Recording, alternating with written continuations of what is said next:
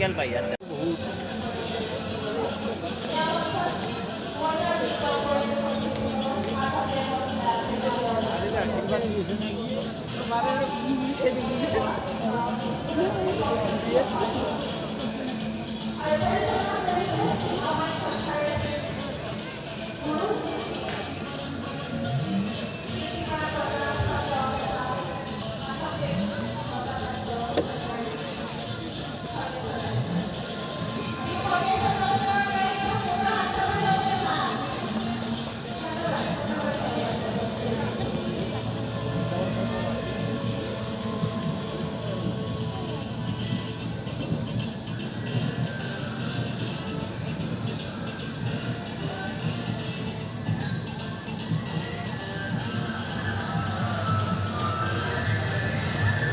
Animal পৰিদৰ্শক মানুষ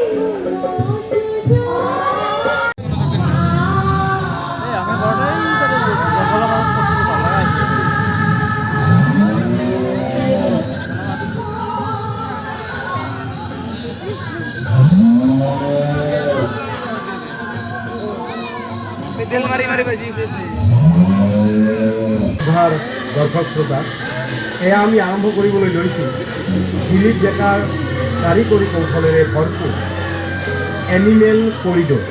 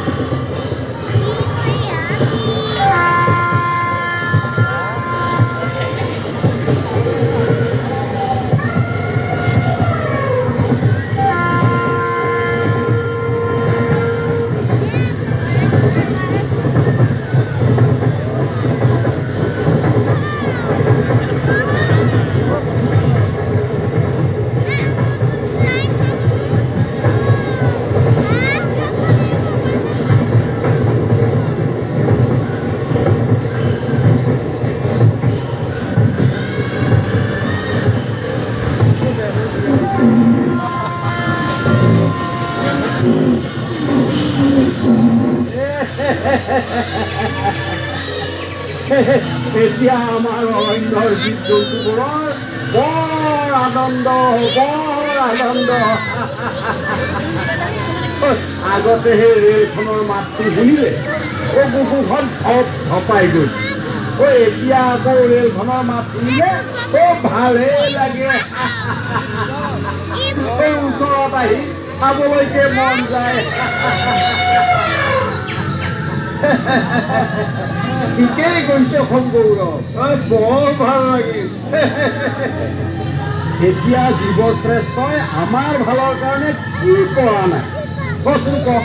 আজিৰ পৰা কেইবছৰমান আগতে দুষ্কৃতিকাৰীৰ বুলেটত আমাৰ পৰিয়ালৰ কিমানজনে প্ৰাণ হেৰুৱালে, হয়নে নহয়? এতিয়া জানো এই দুষ্কৃতিকাৰী আছে?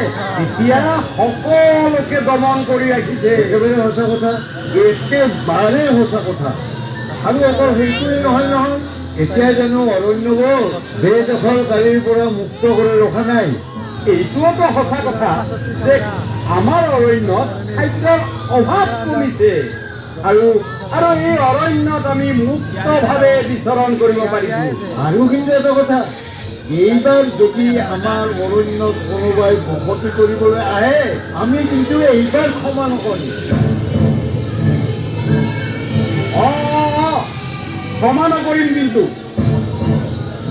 হাতী ভাই, শুনিবলৈ পাইছোঁ আমাৰ চৰকাৰে হেনো অৰণ্যত আৰু এনিমেল কৰিডৰ সাজিব। হয় হয়, এতিয়া আমিও শুনিবলৈ পাইছোঁ। এতিয়াৰ পৰা আৰু ৰেলপথ, ৰাষ্ট্ৰীয় ঘাইপথ এইবিলাকৰ চলন্ত ৰেলগাড়ী আৰু মটৰ গাড়ীয়ে আমাৰ জীৱ জন্তুবোৰক আৰু অন্যায় কৰিব নোৱাৰে, মৃত্যুৰ মুখত পেলাব নোৱাৰিব। কিমান বঢ়িয়া কথা।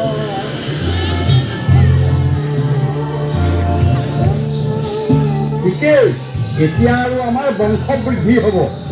আমাক চাবলৈ পৰ্যটক আহিব।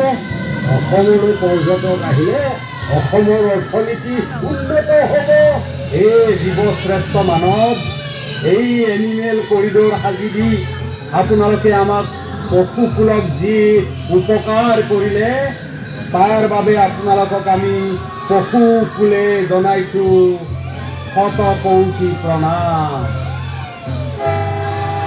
এই বল বল বল বল, এই ভাইসকল বল বল, এই ৰেল আহিছে, এই অসম গৌৰৱ, বল বল, ৰেল আহিছে। কৰিডৰৰ সেইটো পায়ো আমাৰ পোনাহঁত আছে নহয়, এই ৰেলৰ শব্দ শুনিলে ভয় যাব। বল বল বল বল বল।